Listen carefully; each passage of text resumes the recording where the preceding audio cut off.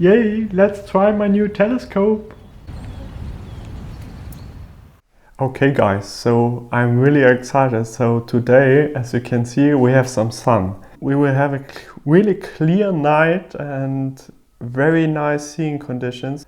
So let's start. So in order to do your planning for your imaging session, astro imaging session, you have a variety of different options, and you can use different tools and programs on Mac or Windows. And I'm using a Mac. But if you're also starting with astrophotography and so on, imaging and so on, and processing, I would highly recommend to use a Windows.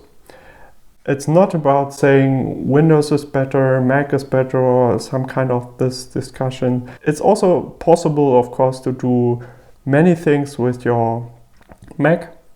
But if you check the software, the Astro software, free as well as where you have to pay amount of money, I think you have more options, many more options when you have a Windows system.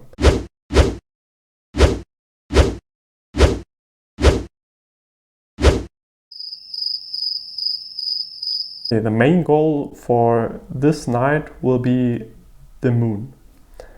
Just because I have a new instrument, I will use my Maksutov 1500mm 127 SLT Celestron Maksutov telescope. This is made for planetary, for the moon and so on. And I think I will try the first light with the moon as an object, because it's easy to find. Yeah, I think that's good also to get an idea about the settings and so on. But I will also try later to capture parts of the Orion constellation. And this will be, I think, also fun. So stay tuned. So in order to track objects on the night sky, I'm using the SkyView Light app, and this is very nice. So for example, here you can search for different objects, constellations and so on. And sometimes you always get a hint, for example, for the ISS, or like here for the Hubble Space Telescope. And here this describes the path the object will take. So at the moment it's on the other side of the world, for example, in my location. And you just press on the object, and at 12:42 it will be here, and so on. So you can also do this with other objects, for example, like the Orion Nebula or other.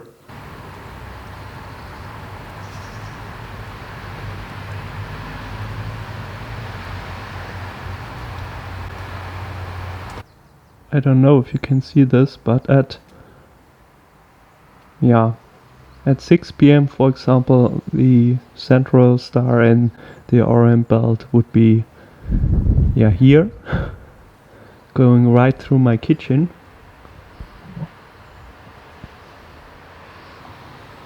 And at approximately 1:10 in the morning it will go like here. And so I should use this time slot when it appears right here from the wall and goes to the right. This would be great. So otherwise I will have my trees here.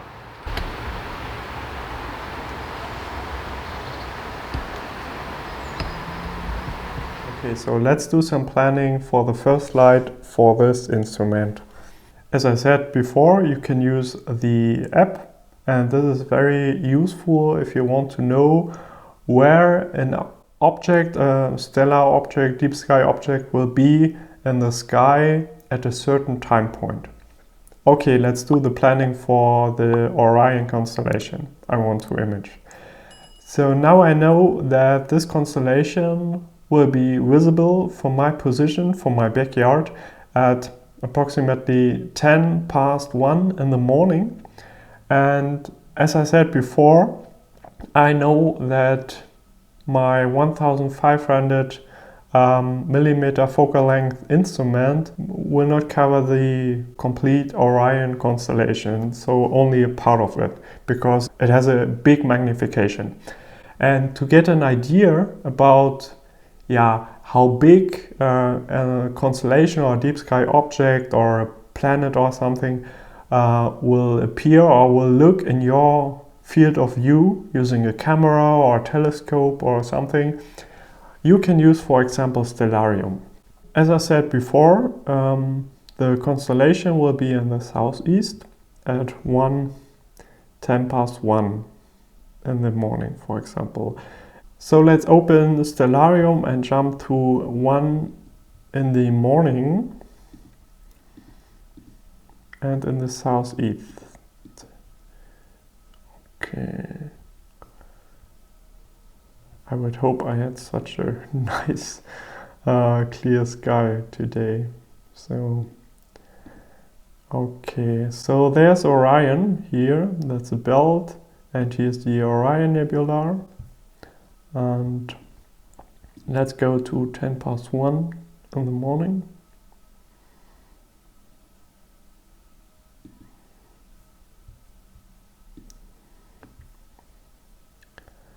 Okay, yeah, it's not directly in the southeast. Goes to the north. Okay. But nevertheless, that's not so important now. So you can check this on your app later where the constellation or your object will be in the future. But I just want to show you something. So let's assume we have this target, the Orion Nebula M42. So then you can go to here, to the settings, and here you can set your instrument or your lens or your camera and so on. And here you have the lens. You can also choose a Barlow lens and so on. You have your camera or a dedicated astro camera, and you also have the telescope. Okay. And here you can do, you can choose presets, or you can also go to add, and then you can include your focal length, the diameter, so the aperture of your telescope and so on. And when I go to my personal presetting, that's the Celestron NexStar 127 SLT I will use today. It has a focal length of 1500 and a diameter of 127. Okay.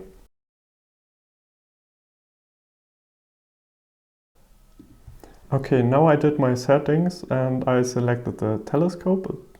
It will be displayed here, so the Celestron NexStar 127, and then you go just here on this.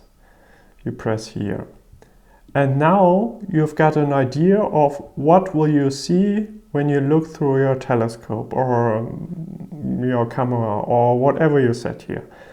And here you have the red frame, and you can see, I could do this. Would be also very nice, I think, but you will not cover the complete Orion constellation using this telescope with this focal length. You can zoom out a little bit and then you can maybe check for smaller objects. Here, or for example, the Horsehead Nebula. So this would fit perfectly, I would say, so very nice. What you also can do, you can check for other constellations.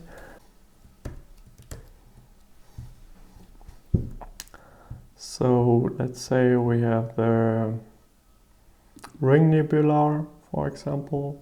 Okay, now it's not the right position, so you will not see this at 1 in the morning from my position.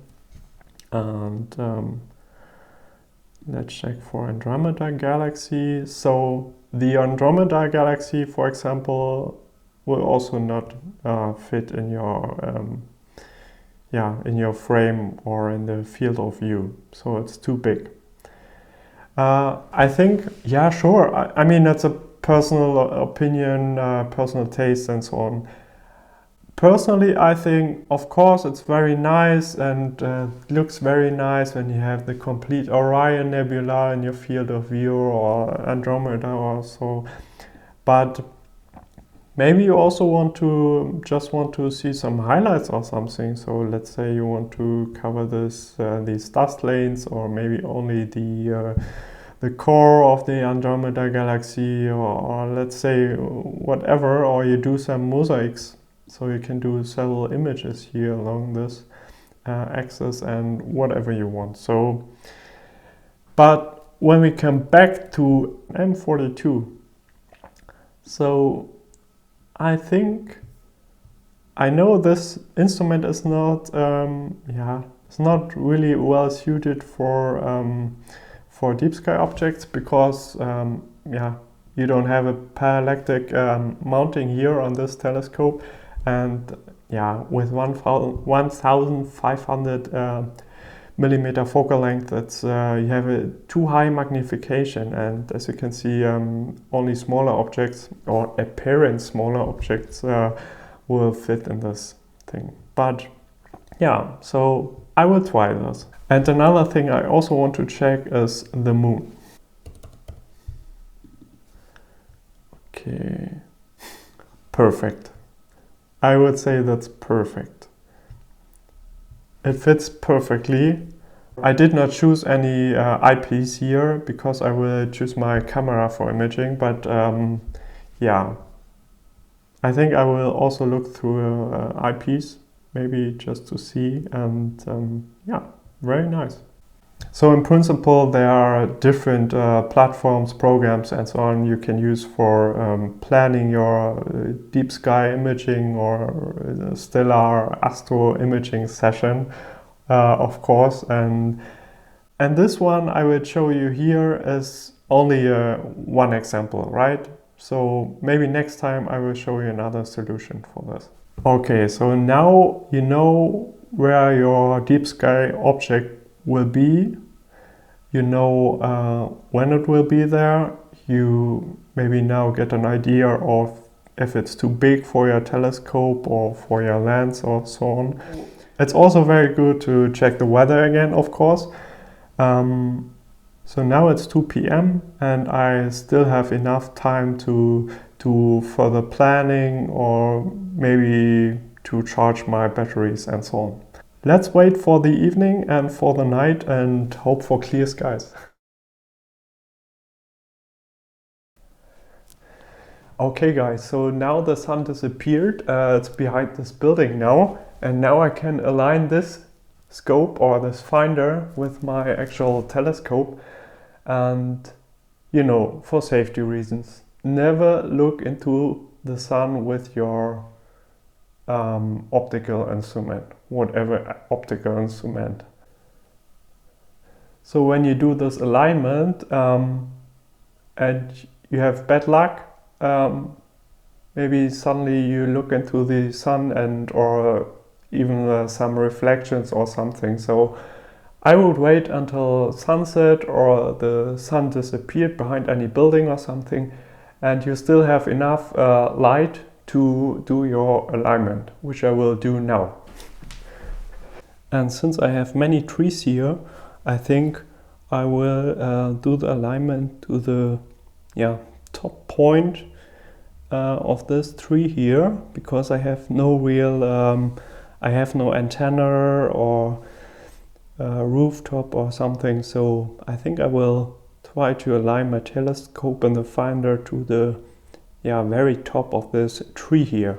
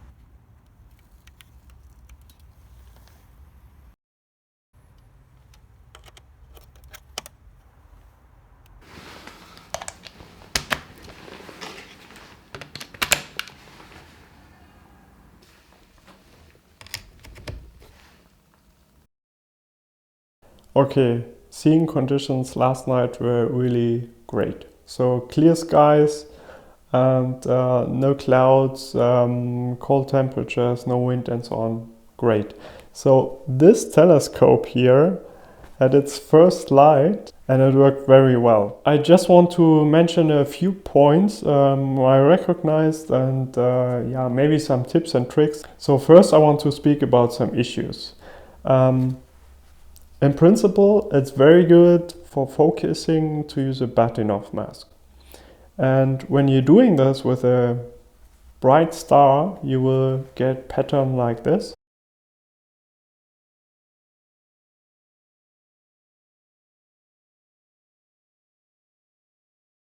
So you have very strong, bright and quite long spikes and diffraction pattern. And I think I made the mistake that, I mean, I used the Batinov mask, but I think I made the mistake that I selected a quite dim, not so bright star for focusing. So it's not such a problem. I mean, it worked somehow, but the diffraction pattern was was not so strong. Spikes were not so long, and so on. But it worked quite well anyways. So if you don't have it already, buy or use or create yourself a Batinov mask for focusing. It's very helpful. Another thing I highly recommend is to use a dummy battery. So you just insert it for your battery and your DSLR camera, and then you have a power cable. You connect it here to this. So, and then you insert it in your camera and you have unlimited battery life. So this is very helpful.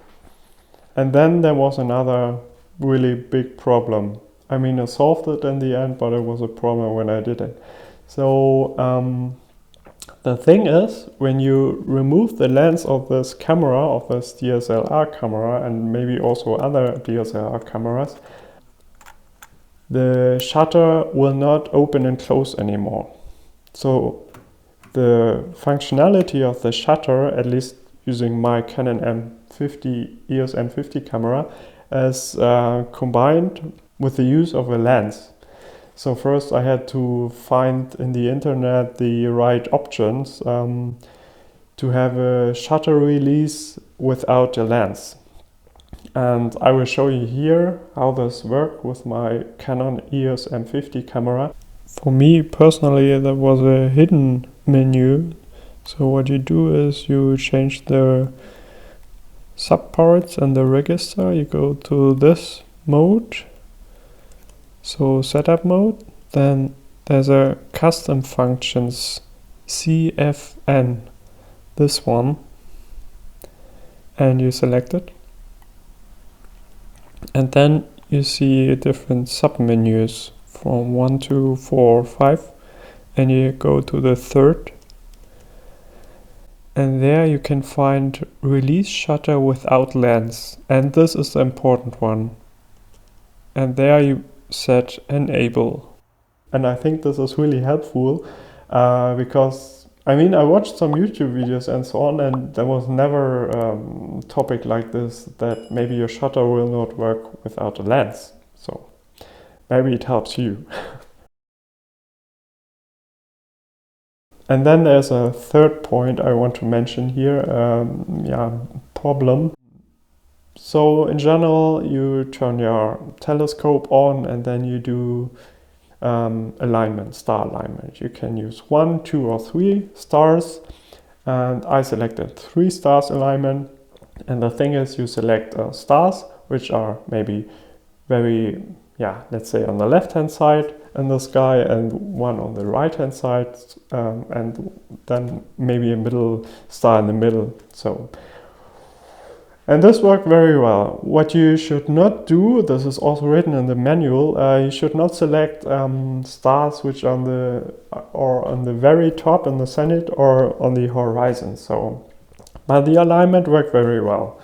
But the thing is, I recognized after my imaging session, or close to the end of my imaging session, that I had to do this realignment with the 3 stars constantly. I mean, every half an hour or something. And I'm not sure yet, but I think that's a firmware problem or bug. So from time to time, you should connect your controller to your computer and to do firmware updates. And maybe this will solve the problem. But the alignment itself worked very well.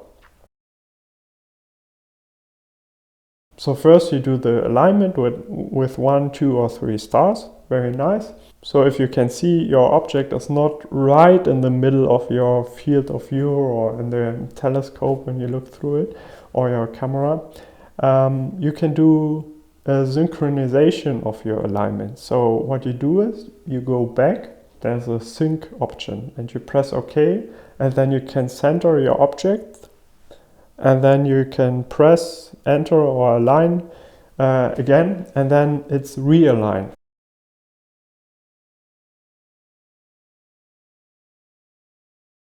And this was very helpful for me. In principle, also related to this topic is a proper alignment of the red dot finder or polar finder with your telescope is essential. It's really essential. And this worked very well. So this instrument here, the Celestron 127 SLT Maksutov telescope with a 1500 millimeter, with a long focal length, it has a quite big magnification. So when you have no orientation, it's very hard to find some objects. And then it helps you a lot if your red dot finder is very well aligned with your telescope. So I would really highly recommend that you invest some time in this this will really help to find objects. Another very good thing I want to highlight is the total image quality of this instrument. So I'm really happy with the images and with the outcome and the total image quality and so on. I will show you some results of the moon and some images of the moon. I also did some videos for stacking and so on.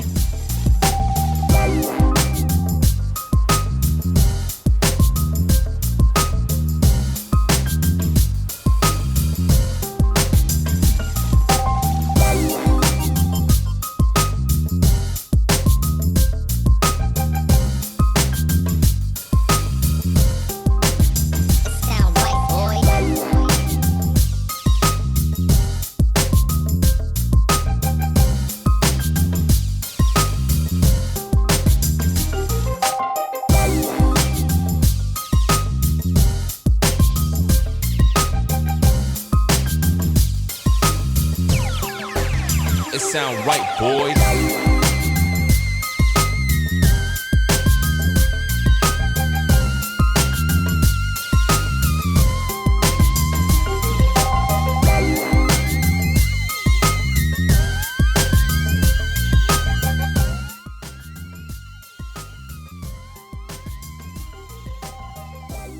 Yeah, these are my points, and so I had the first light with this instrument.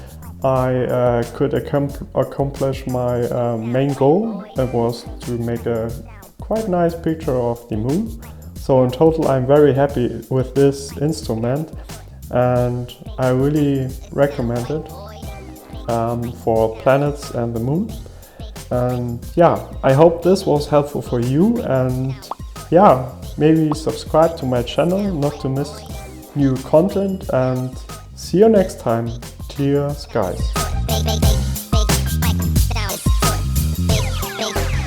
It sound right, boys.